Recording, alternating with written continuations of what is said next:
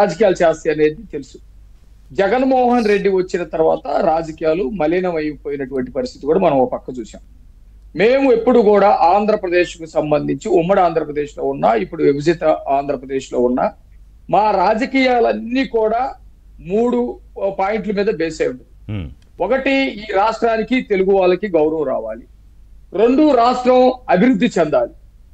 3, సంక్షేమం. ఎవరైతే రాష్ట్రంలో ఇంకా వెనకబడినటువంటి వాళ్ళు ఉన్నారో, తిండి, గుడ్డ, చదువు ఇవి లేనటువంటి వాళ్ళు ఉన్నారో వాళ్ళని మొత్తాన్ని కూడా పైకి తీసుకురావాలి. ఇలాంటి రాజకీయాలే చేస్తాం.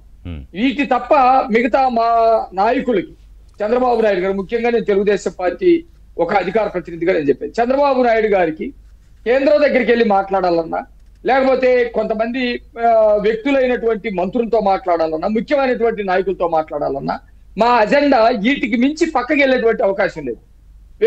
వ్యక్తిగతమైనటువంటి గొడవల విషయాలు మాట్లాడటానికో, లేకపోతే వ్యక్తిగతమైనటువంటి కేసుల విషయం మాట్లాడటానికో, లేకపోతే వ్యక్తిగతమైనటువంటి ఆస్తుల విషయం మాట్లాడటానికో ఇలాంటికి మాకు అవకాశమే లేదు, మాకు అవసరం కూడా లేదు.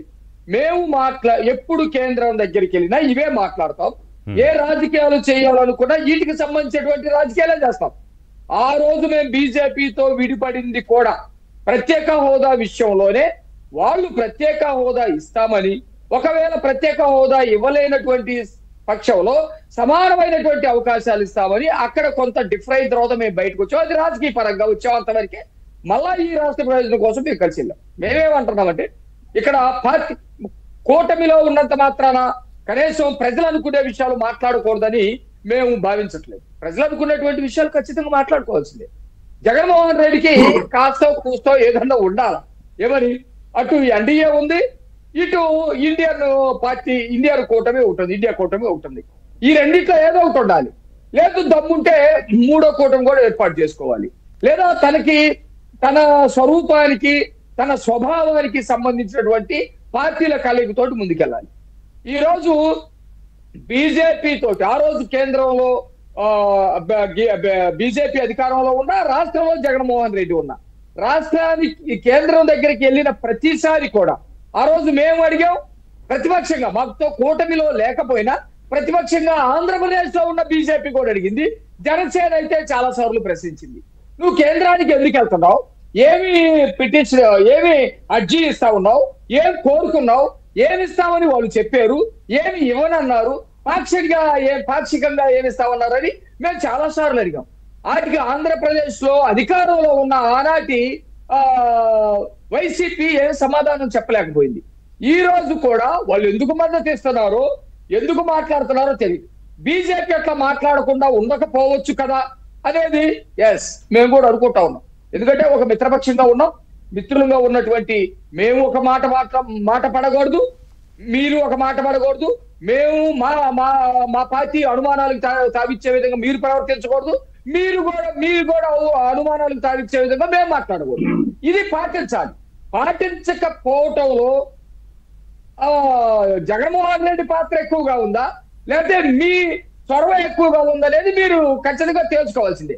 మమ్మల్ని అడిగితే మాత్రం ఉపరాష్ట్రపతి ఈ రీసెంట్ గా జరిగిన విషయాలు మాట్లాడాలి కాబట్టి, ఉపరాష్ట్రపతి ఎన్నికల విషయంలో మీరు అన్నట్టు రాజ్నాథ్ సింగ్ గారు ఫోన్ చేశారా, లేకపోతే నువ్వు నాకు ఫోన్ చేయి నేను నీతో మాట్లాడినట్టుగా యాక్ట్ చేస్తానని వీళ్ళు అన్నారా, అవి అంతర్గతంగా ఎవరు బయటికి చెప్పలేనటువంటి పరిస్థితి. వాళ్ళకు ఉండాలి కదా. ఎవరికి ఉండాలి? వైసీపీ వాళ్ళకి ఖచ్చితంగా అది ఉండాలి కదా. ఇక్కడ బీజేపీ అలాంటిది, బీజేపీ ఇలాంటిది, వాళ్ళతో పొత్తు పెట్టుకున్నారు, రాష్ట్రాన్ని నాశనం చేస్తున్నామని చెప్పేసి మనం మాట్లాడుతూ ఉన్నాం. మనం ఆ కేంద్రంలో ఉన్నటువంటి బీజేపీ తోటి మాట్లాడకూడదు అని చెప్పేసి వాళ్ళకు ఉండాలి కదా. లేదు, డైరెక్ట్ గా మాకు చంద్రబాబు నాయుడు గారు పొత్తులో ఉన్నా మాకు బాధ లేదు, మేము కూడా పొత్తులో ఉంటాము అని చెప్పేసి మాట్లాడాలి కదా. వాళ్ళు దేనికోసం మద్దతు ఇస్తున్నారో, నేను ఎప్పటి నుంచో మాణిక్రావు గారు మీరు అన్నట్టు ఎప్పటి నుంచో ఇది ఈ అనఫిషియల్ పొత్తు, అనఫిషియల్ ఫ్రెండ్షిప్ అనే దానికి మళ్ళీ ఇంకొకసారి బలమైన రాజముద్ర వేసినట్టు అయింది మన ఉపరాష్ట్రపతి ఎన్నిక సందర్భంగా. ఏమండి, ఇక్కడ చిన్న విషయం చెప్తాము. చంద్రబాబు నాయుడు గారు ఉన్నారు, నేను విమర్శ కోసం చెప్పట్లేదు. ఈ రోజు రాజకీయాలకు అతీతంగా మనం కొద్దిగా అంటే పార్టీలు ఇది మాట్లాడాల్సినటువంటి అవసరం ఉంది. చంద్రబాబు నాయుడు గారు ఈ మధ్య కూడా ఎవరైనా వైసీపీ వాళ్ళతోటి అంట కాగినా, చాలా విమర్శలు వస్తా ఉన్నాయి కొద్దిగా అక్కడక్కడ. అవును. ఇక్కడ బయట తెలుగుదేశం అంటున్నారు, ఏదో కొద్ది మంది వైసీపీలతో మాట్లాడుతున్నారు అంటున్నారు, అంట కాగితే జాగ్రత్త అని చెప్తా ఉన్నారు. అవును. వాళ్ళు మాకు రాజకీయ ప్రత్యర్థులు అంతే, వైసీపీ వాళ్ళు మాకు రాజకీయ ప్రత్యర్థులు అంతే, రాజకీయ శత్రువులు కోమాట చెప్పాలంటే. అంటే ఇప్పుడు తెలుగుదేశం పార్టీ చూసినంత సీరియస్ గా జగన్మోహన్ రెడ్డిని ఆయన పార్టీ నాయకుల్ని బీజేపీ అదే ఫ్రేమ్ లో పెట్టి చూడాల్సిన అవసరం కూడా లేదని బీజేపీ అనుకుంటూ ఉండొచ్చుగా. వాళ్ళ ఇష్టం అది. కానీ ప్రజలకైతే కొన్ని విషయాలు అర్థమవుతా ఉంటాయి కదా.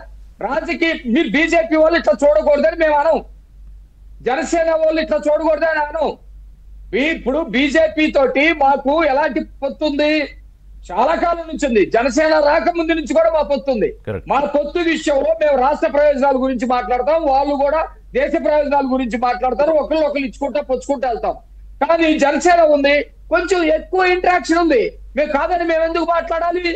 అట్లాగే మాతో పొత్తులో ఉంటూనే బీజేపీ అనేకమైనటువంటి బురద అంటుకున్నటువంటి జగన్ తోటి మాట్లాడుతున్న విమర్శలు ఉన్నాయి. అది వాళ్ళు మాట్లాడుకోవాలి, మేమే మాట్లాడతాం. సో మీరు అన్న పాయింట్ లో ద కీ టేక్ అవే ఏంటంటే బురదను ఎండా పూసుకొని జగన్మోహన్ రెడ్డిని కౌగిలించుకుంటే